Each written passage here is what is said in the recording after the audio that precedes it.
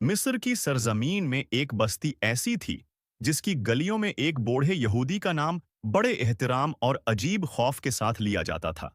वो न कोई बादशाह था, न कोई काजी, मगर लोग उसे एक अनोखे हुनर का मालिक समझते थे। कहा जाता था कि वो सिर्फ किसी लड़की की नब्ज पकड़कर ये बता देता है कि वो अब तक कनवारी है या उसका प्रधा इस्मत ज़ाइल हो चुका है। ये बस्ती मुकम्मल तौर पर यहूदियों से आबाद थी।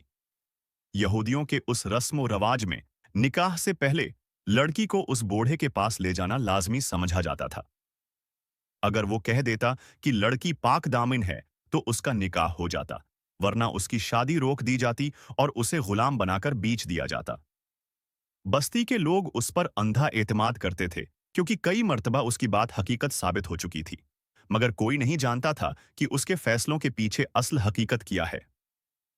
वक्त गुजरता गया और उस बूढ़े की शहरत पूरे मिस्र में फैल गई। यहां तक कि अगर किसी बस्ती में निकाह तय पाता तो सबसे पहला मुतालबा यही होता कि दुल्हन को उस यहूदी के पास ले जाया जाए। वो नब्ज पकड़ता और अपने अल्फाज में लड़की के मकदर का फैसला सुनाता। अगर कुनवारी करार देता तो खुशियां मनाई जाते, और अगर बदकिरदार कहता तो लड़की को गुलामों के बाजार में धकेल दिया जाता। एक दिन सुल्तान सलाहुद्दीन अयूबी रहमा अल्लाह अलिया अपने अजीम और शान दरबार में, जो उस रोज अवाम के लिए खुला था, इंसाफ के तलबगारों की फरियादें सुन रहे थे। दरबार में मुख्तलिफ इलाकों से आए लोग अपनी शिकायत और मुकद्दमात पेश कर रहे थे कि इतने में एक नहीफ व कमजोर बूढ़ा, जिसके हाथ में एक असा था और जिसके कदम बढ़ापे की कमजोरी से कांप रहे थे, सुल्तान के सामने आकर रखा। सुल्तान ने उसे गौर से देखा और नरम लहजे में फरमाया, अगर मेरी आंखें धोखा नहीं खा रही तो मैं कह सकता हूं कि तुम मुसलमान नहीं, बल्कि यहूदी मजहब से हो, हजरत मूसी के पैरोकार हो। बूढ़े ने सिर झुकाकर अर्ज किया, जी हुजूर, आपने दरस्त पहचाना। जब आपने ये इलाका फतह करने के बाद भी हमें अपनी मर्जी के मुताबिक रहने की इजाजत दी, तो हमारे दिलों में जो नफरत थी वो खत्म हो गई। हम आपको जालिम समझते थे, मगर आप तो रहम दिल और इंसाफ पसंद हैं। हमारे तमाम यहूदी आपकी इज्जत करते हैं, चाहे हमारा और आपका मजहब मुख्तलिफ ही क्यों ना हो। ये सुनकर सुल्तान ने मुस्कुराकर उसका शुक्रिया अदा किया और फरमाया, अच्छा बताओ, किस हाजत ने तुम्हें यहां तक पहुंचाया? बूढ़े ने लरुस्ती आवाज में कहा, हुजूर, हम एक बड़ी मुसीबत में घिरे हुए हैं। बस्ती के लोग बेबस हैं और उनके लिए इंसाफ का वाहिद सहारा आप हैं। सुल्तान ने फौरन पूछा, क्या मामला है? बूढ़े ने तफसील से बताया, हमारे इलाके में एक बूढ़ा यहूदी है जो लड़कियों की नब्ज देखकर फैसला सुनाता है कि वो कुंवारी हैं या नहीं। अगर वो पाक दामन कह दे तो उनकी शादी हो जाती है, और अगर बदकिरदार कह दे तो लड़की को गुलाम बनाकर बेच दिया जाता है। लोग उस पर इंधा यकीन करते हैं क्योंकि कई बार उसकी बात दरस्त निकली है।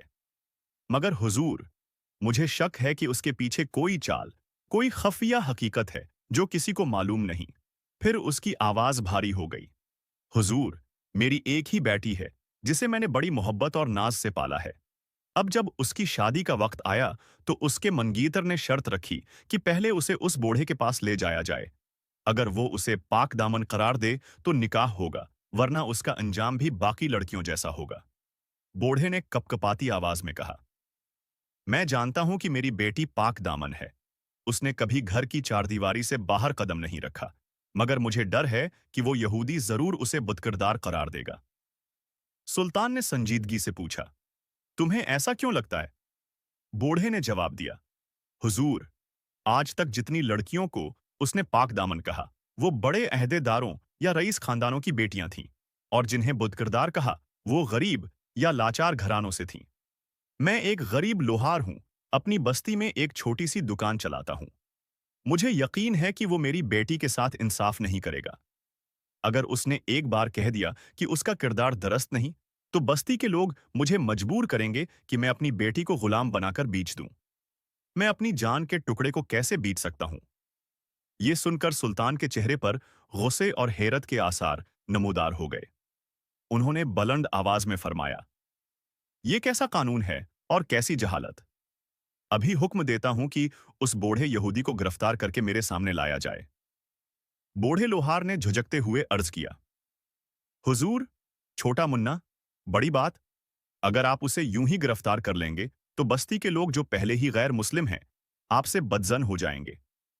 लेकिन अगर आप उसका असल चेहरा खुद इन सब के सामने बेनकाब कर दें तो मैं यकीन से कहता हूं कि पूरी बस्ती इस्लाम कबूल कर लेगी। सुल्तान ने गौर से उसकी बात सुनी, लम्हा भर खामोश रहे, फिर फरमाया, तुम ठीक कहते हो। अगर हम उसकी हकीकत को लोगों के सामने ले आएं तो ये सिर्फ एक सजा का मामला नहीं रहेगा बल्कि एक पूरी बस्ती की हदायत का सबब बनेगा। फिर उन्होंने अपने वजीर को बुलाया और हुक्म दिया, किसी ऐसे माहिर को लाओ जो मेरे बाजों को इस तरह तैयार कर दे कि वो बिल्कुल औरत का मालूम हो। दरबार के लोग हैरान रह गए। सुल्तान ने वजाहत की, मैं जानता हूं कि औरत की मशाबहत अख्तियार करना गुनाह है, मगर उस मौके पर अगर यह चाल न चली गई तो इस फरेब को कभी नहीं तोड़ा जा सकेगा। वजीर एक माहिर शख्स को लाया। उसने जड़ी बूटियों का मिरहम लगाकर सुल्तान का बाजो इतना नर्म व नाजक कर दिया कि वो किसी औरत के बाजों की तरह दिखाई देने लगा।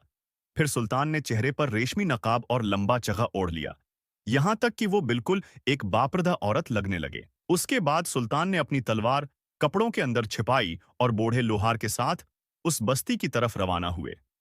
जब वो वहां पहुंचे तो बस्ती में खामोशी और उदासी तारी थी। कई घरों के चिराग बुझ चुके थे।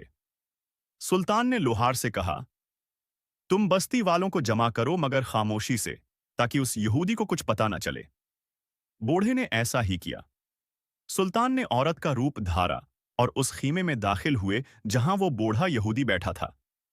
उसके सामने जड़ी बूटियां और तस्बीह रखी थीं। सुल्तान ने हाथ आगे बढ़ाया। यहूदी ने नब्ज पकड़ी, मगर लम्हों में उसका रंग उड़ गया, हाथ कांपने लगे और आंखों में खौफ तैर गया।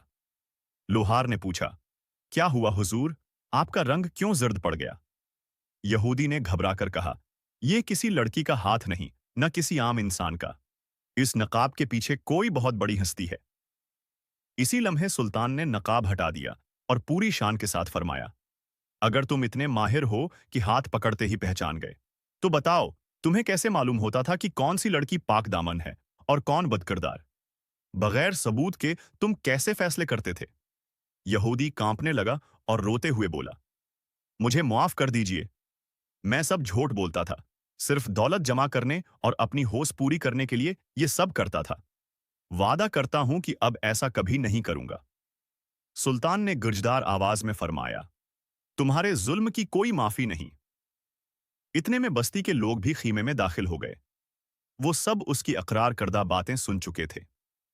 सुल्तान ने तलवार निकाली और एक ही वार में उसका सर कलम कर दिया। खून की बो और लोगों की चीखें फजा में गूंज उठीं, मगर फिर सुनाटे को बस्ती वालों के नारे तोड़ने लगे। आपका दीन ही सच्चा है। हम गवाही देते हैं कि अल्लाह एक है और मोहम्मद उसके आखिरी रसूल हैं। उस दिन सुल्तान सलाहुद्दीन अयूबी रहमा अल्लाह अलिया की हिकमत, बहादुरी और इंसाफ की बदौलत पूरी बस्ती ने इस्लाम कबूल कर लिया और जालिम का फरीब हमेशा के लिए खत्म हो गया।